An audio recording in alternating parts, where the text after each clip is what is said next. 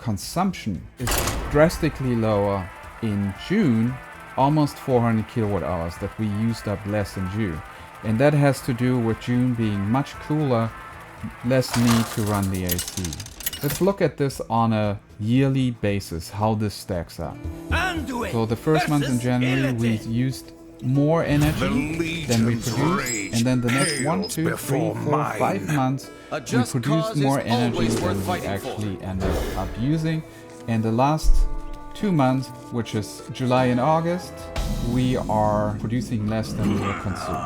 So overall, on a yearly basis, we are still ahead. If you look at this, we've consumed for the entire 8 months 6,778 kilowatt hours, and we produced 7,568 kilowatt hours. Okay, before we move on and take a look at my electricity bills, I wanted to take you on a journey of me experimenting with cleaning the tiles. You already know California is super sunny, great advantage, sun every day, but no rain. The last time it rained was in March, and as you can see, my tiles are pretty dirty. How does that affect efficiency? I needed to find out. The first thing that I did is I did some research, and I realized you shouldn't be cleaning them with tap water. Hey there, Mike here from Unbound Solar. Do you know where you can save up to $1,200 or more on your solar system? I don't have enough mana. Do you hear its call? Job's done. Right here at Unbound Solar, we're kicking off our best deals of the year, September 5th. Because, especially here, the water is very hard. It has a lot of calcium, a lot of minerals. And if you know anything about washing your car with regular water, you have these stains there, which are these little calcium.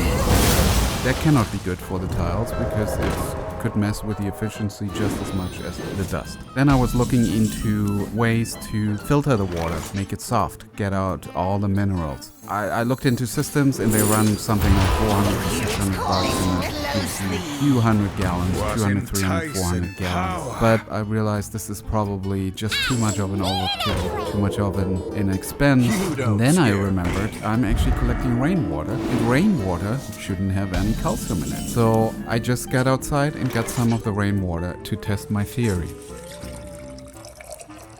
As you can see, I do some filtering before the water arrives in the rain barrel, so it's kind of a passive gravity system where a lot of the debris doesn't even make it into the barrel.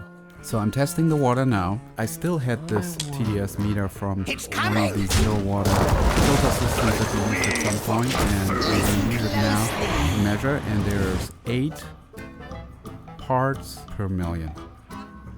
9, 17, 18, so something around less than 20 parts per million. Now, how does this stack up with tap water? First, I have filtered tap water. Even though it's really good at getting the chlorine out and all the toxins, we still get all the calcium in there. It's not good for filtering that. Yet, we still have 398 particles per million.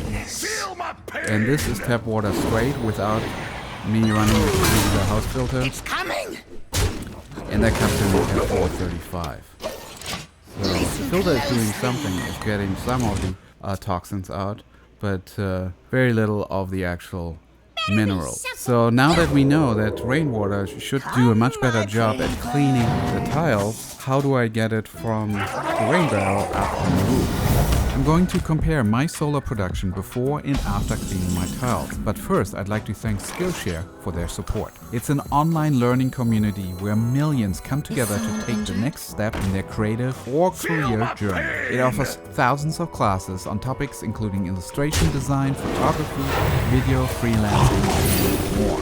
I'd like to recommend a class by Marques Brownlee, one of the biggest creators on YouTube. His 74-minute class on how to write, film, and edit successful videos for YouTube is a must-learn for anyone interested in starting a YouTube channel on their own. So with this class, we're going to go through the sort of production, the creation, from start to finish of one of my tech review videos. While MKBHD has a tech review channel with over 14 million subscribers, his class can be applied to any niche or genre. I'm excited to share my process, which I haven't really done before, because I identify as a self-taught filmmaker. It even gives you the tools to research your interests and grow your channel. Kind of be about whatever you're passionate about. it's makeup. Some people it's clothes and fashion. Some people it's cars. For me, it's tech. For you, you already know what you like. So without any further ado, let's get started.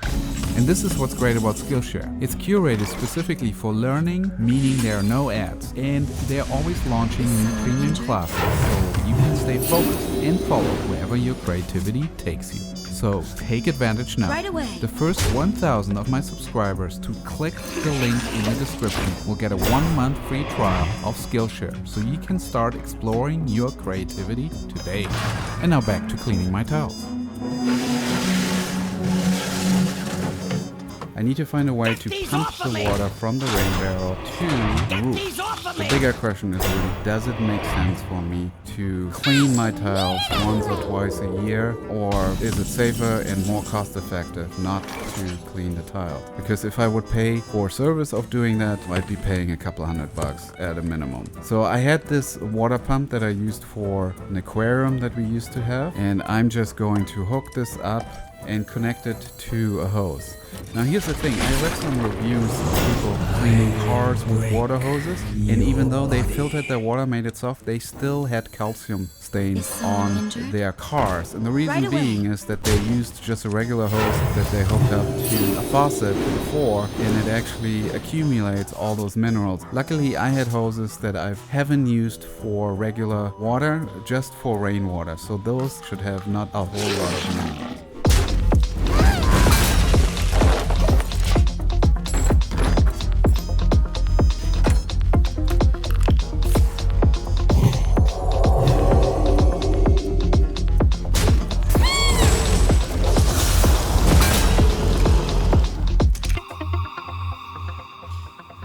I did invest in a water-fed pole with a special brush for cleaning solar panels. It extends for a 24-foot reach and set me back by about $20-50. So let's plug in the water pump and find out if there's going to be enough water feeding to the brush.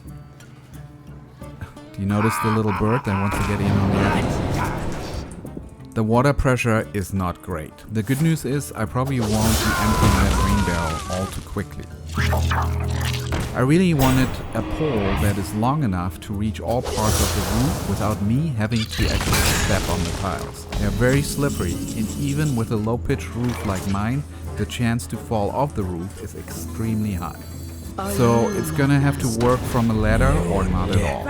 I tried different techniques and settled on a slow up and down brush stroke where I create an actual water film on the tile before brooming the dirt down to the next row.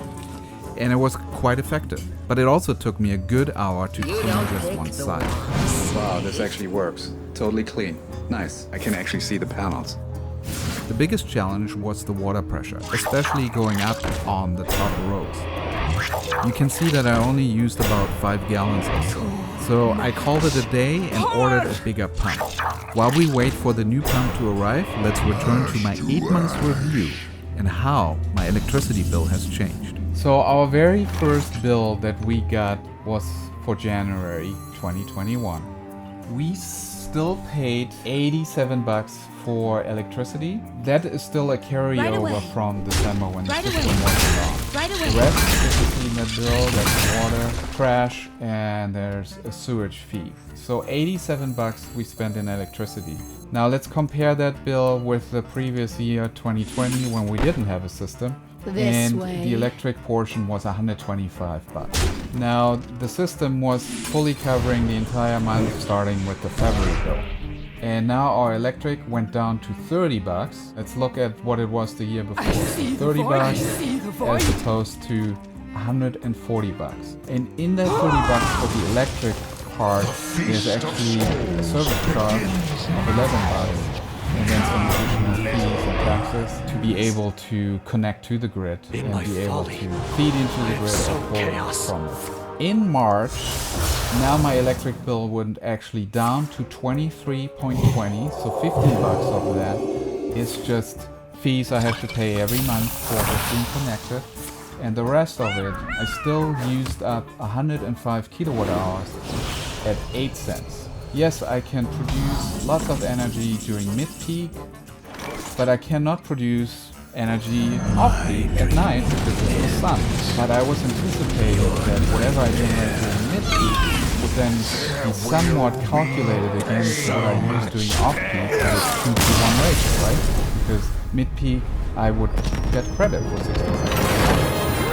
Alright, you get the idea. I continue to break down each month, but let's go